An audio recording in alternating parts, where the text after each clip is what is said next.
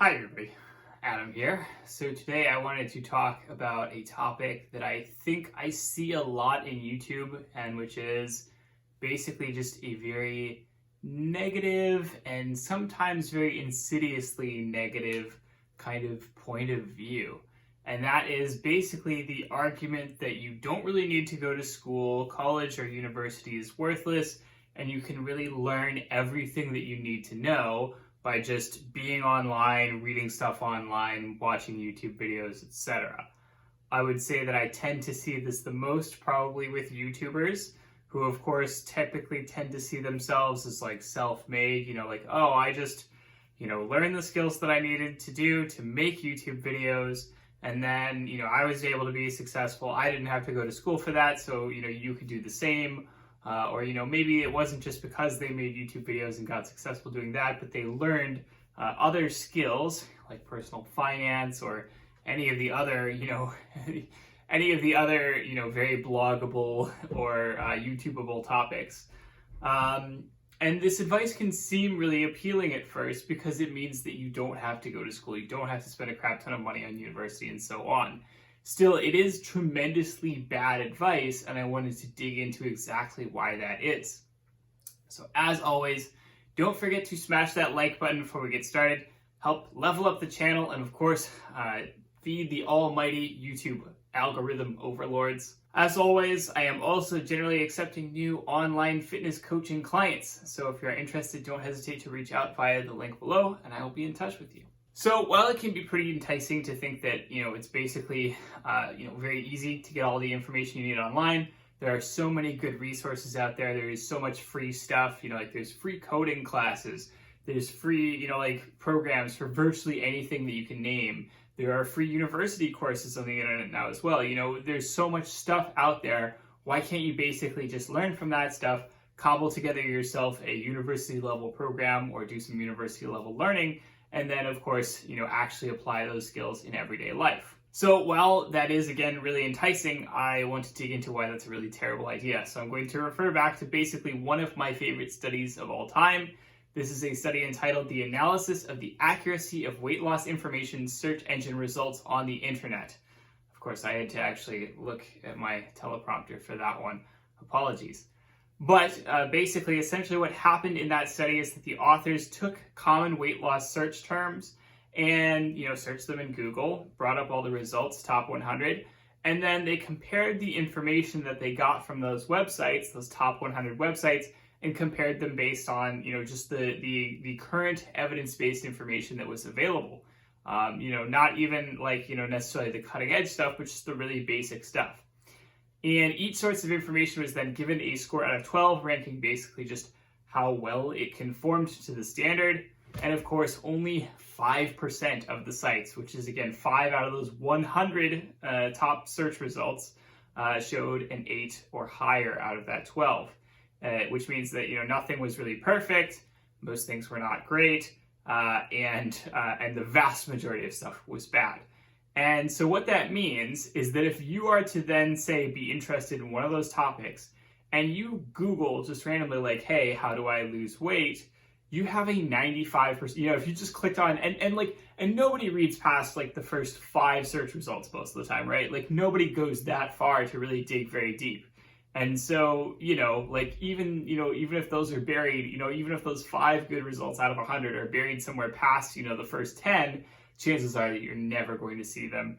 They're not going to be something that you consider relevant. You're never going to click on that second page of Google search results, And of course, the quality of information tended to vary a lot, just depending on kind of what kind of site it was.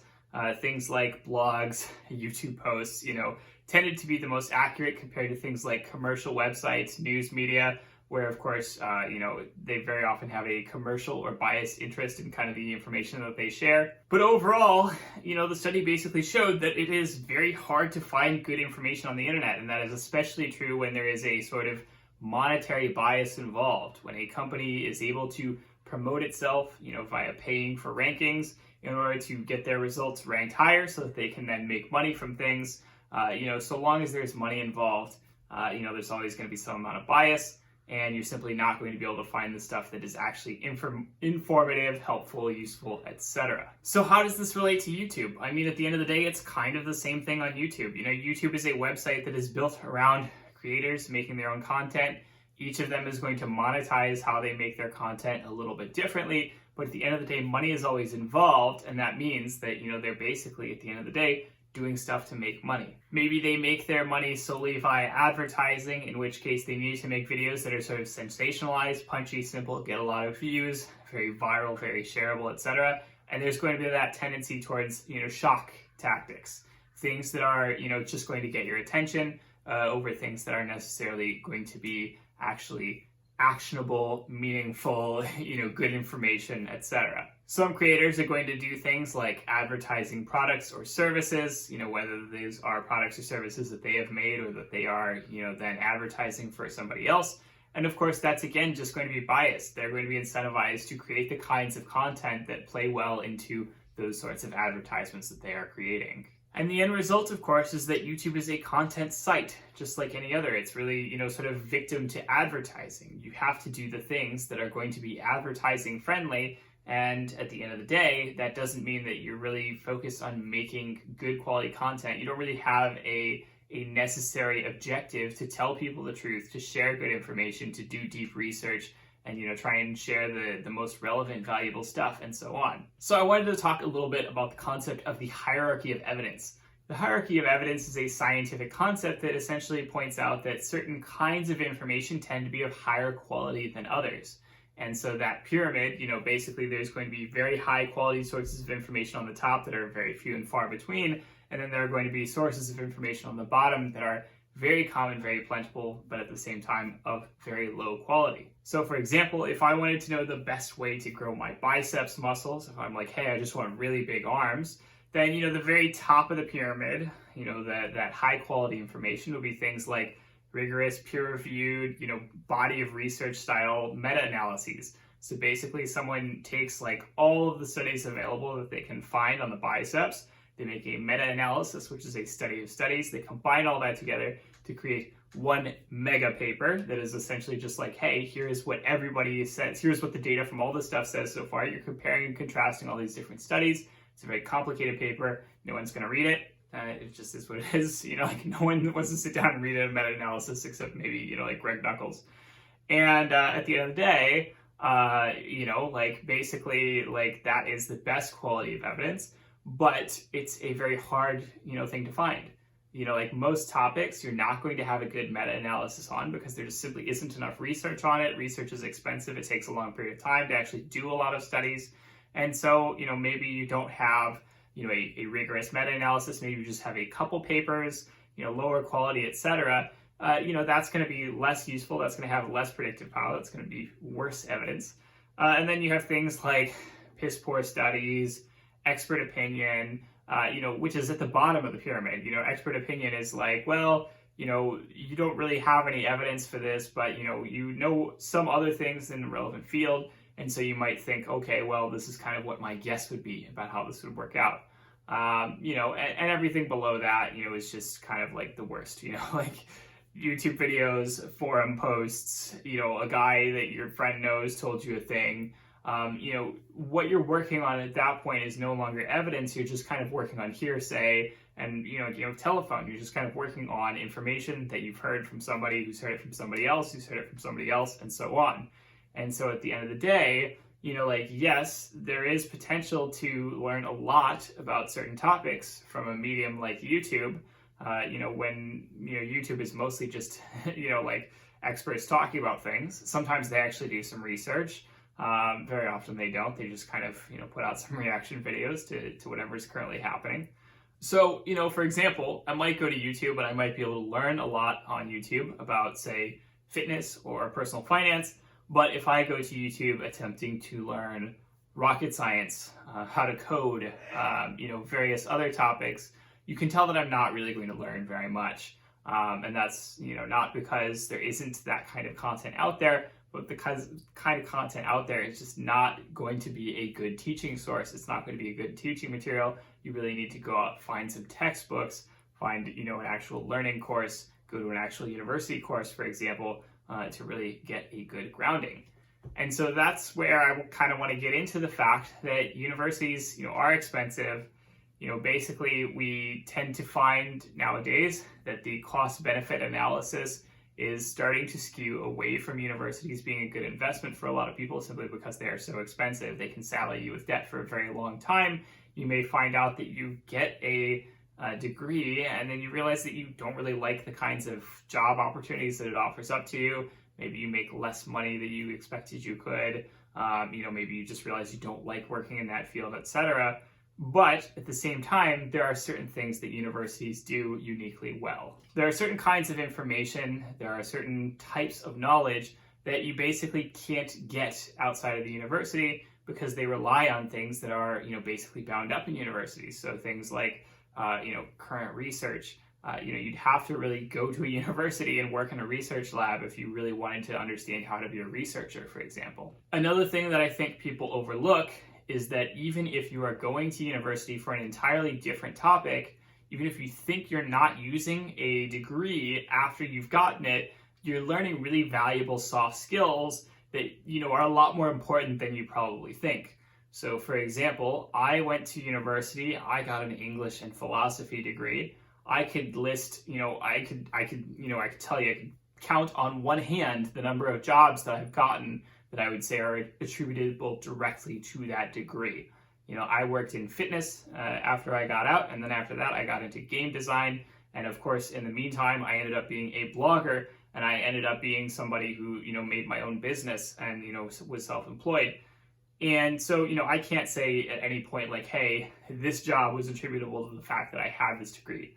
But that degree taught me so many skills in terms of how to research, how to write a paper, how to analyze things, and so on, that are just absolutely crucial. Like, I would not be able to have the kind of career that I have today if I hadn't learned the sort of meta-learning skills that I learned by going to university and getting that degree. I ended up settled in debt after university, and I literally ended up learning about personal finance only because I was so worried about my debt, and I was so okay, I really want to pay this off as quickly as I can. I'm really sick and tired of having this shadow hovering over my head. And that was the impetus for me to learn how to get better with money. And as a result, I became a much better person with money than I was, even just say 5 years previously. When you go to university, you learn how to have discussions with people about topics. You learn how to argue. You learn how to, have an opinion, argue with somebody else who has a different opinion, kind of, have that sort of back and forth interplay of kind of what you believe and what they believe, and, learning to be a better person as a result. These are useful skills. They don't come naturally to people. They generally have to be taught. And they're absolutely things that you're not going to learn from just watching a YouTube video. Like, there are certain skills that you're just simply not going to learn because it's really about these social elements that you get in terms of going to a university, going to a class, actually having these arguments with people and so on. Universities are not perfect in terms of giving you the best quality information available. They may be using outdated textbooks. You may have crappy professors. I certainly know that I had plenty of crappy professors in retrospect who were not very good teachers. But at the same time, the general quality of the information is generally higher than something like, say, for example, YouTube, where you just don't know, like, what the quality, you don't know. Like, you search for a certain, search term, you have no clue, if that person is, a really good writer or a really good speaker or whatever the case is. You don't know how good they are at communicating information to you until you have actually sat through a lot of their content and so on. And, that takes a lot of time. And it's also important to understand that universities have an important social dimension. When you go to a university, you're not just going to learn things, you are going because then you meet other people your age, you make connections with other people, especially if you go to a really good school. The difference between a really good university and a really bad university is not necessarily the quality of the teaching you're getting, but it has a lot more to do with the fact that you're going to be interacting. It requires a certain level of wealth or prestige to be able to get into, then of course you can expect that you're going to have the ability to meet other people who have that same quality level of wealth, prestige, etc. And then those connections that you make there can be really important later on in life. When it's like, hey, you went to Stanford and then you ended up making a startup and you need some VC money down the line, you can hit up your rich friends or, whatever the case is. Those are examples of things that just, don't happen on, in the same way, on YouTube, for example. You go to university because you get to meet people, you get to make connections that can be a lot more important than just the bare facts of the things that you are learning when you go to school. Another important thing is the distinction between what I would call active and passive learning. So passive learning is something where you're just you're sitting, you're listening to a lecture, you're watching a video where someone talks, maybe you're reading a book. I would say reading a book is maybe a little bit more active of learning than passive because you have to actually go through the process of reading it. But it can still be a very passive experience if you're just kind of reading through a book, very mindlessly. And sometimes what happens when, you're receiving this information passively is that, maybe you disagree with a bit, but your natural mode is to be passive. You're kind of, your brain is turned off a little bit. You're just focused on paying attention. You are a bit less critical because you're simply listening to the things that are, basically given to you. And, there's not necessarily anything wrong with that. That's a perfectly great way to learn things. Like, for example, if you, wanted to practice the French language and you're like, hey, I just need to absorb some French people talking, just kind of get those patterns in my brain more. The same thing if someone's having a relatively dry conversation about mathematics, for example. But at the same time, there is a difference between that and what I would call active learning. So active learning is stuff where you're actually sitting down, you're solving a math problem. You are putting the things that you have learned from a lecture, for example, into use. Hey, you spent a bunch of time listening to somebody speaking French. Now you have to speak a bit of French. Those active places are the points where basically you have to actually use the skills that you've been practicing, and that, basically ingrains those patterns in your memory a lot more. And the same thing happens, basically when, again, like earlier, where it's like, hey, you need to actually argue a topic. You need to actually talk about, kind of how you feel about it and sort of defend, against any criticisms and so on. That is much more active learning because you're actively engaged in sort of taking a position, defending that position and so on. And it's going to be, again, it's going to stick in your memory a lot more compared to, rote listening, practicing, etc. This is kind of that distinction between theory and practice. It's like, hey, you can sort of, passively absorb all the theory there is, but at the end of the day, you need to actually go out and do something. And that's how you really demonstrate that you have that skill and, both to yourself and to others. Most schools and universities kind of mix these two forms of learning. You're doing some passive learning, but then you have to do some you need to do some homework, you need to write a paper, you need to solve a bunch of problems, etc. That actual having to act out the skills that you have been practicing is the process of making those skills real. It's the process of making those things stick. And at the end of the day, yes, plenty of people watch YouTube videos. You could certainly learn a lot of things from YouTube videos from, the things that you are, absorbing passively. But I don't think anybody is sitting down at the end of the day and being like, hey, I've got to do homework now. I've got to write a 5-page paper on how I feel about, this guy talking about climate change on YouTube or, whatever the case is.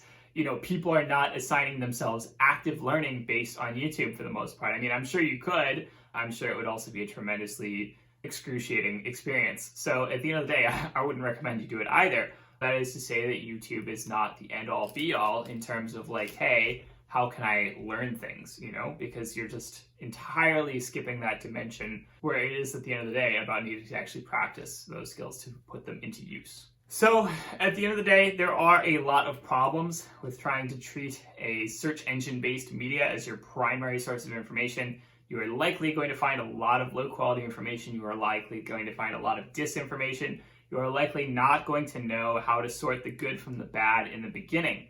And that is a topic that I have talked about in the past a lot as well. Beginners in any topic tend to not understand what good information and what bad information looks like.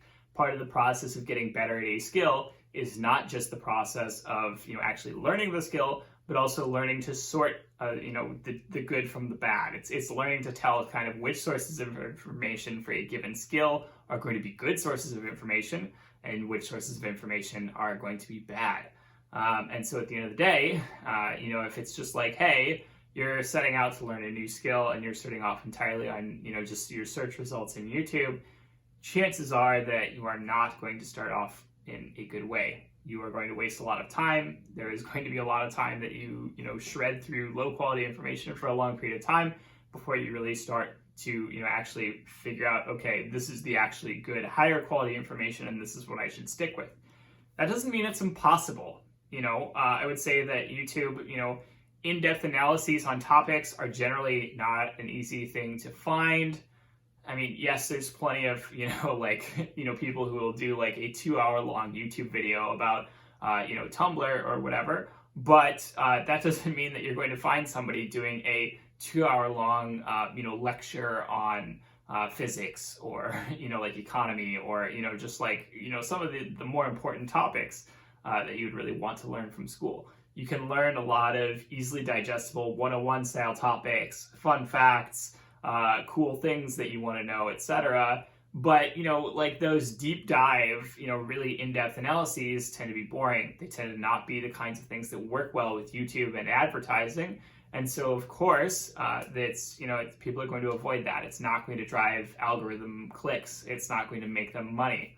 So yeah, there's a lot of information out there, which is garbage, biased, boring, sensationalized, exaggerated, outright scams, etc. Because, at the end of the day, it is about the numbers. It is about the visibility. It is about, basically being out there and being able to make as much money on a algorithm-driven, search engine-based sort of content delivery system as possible. And at the end of the day, that means that you need to be very viral, and virality is its own kind of bias. Still, I think that you can learn a lot from YouTube. I don't think that means that you can get the equivalent of a degree. I don't think that you can just sit down and passively watch YouTube and come out, a math wizard. I don't think that you can, watch YouTube and come out with anything really the equivalent of a degree. I think that there are certainly many soft skills that you can learn from YouTube. I think that there are a lot of things that you can learn on the internet nowadays if you know where to look. At the end of the day, I also think that you will likely waste a lot of time looking for them and trying to find them because they simply do not play well with search engines. The best quality info is going to be the info that is actually held back by being on a medium like YouTube or a blog that you have to find through Google and so on, compared to, again, just being able to go to a university and just learn that information directly. So, as always, I hope you liked the video this week. Don't hesitate to comment, subscribe, like, smash that notification bell, whatever those other things that you do when you get excited about a YouTube video. Do all of those things, please. Tell all your friends, write it down on a piece of paper, send it to your mom, whatever the case is. As always, have a great week. I will talk to you all next week. Have a good one.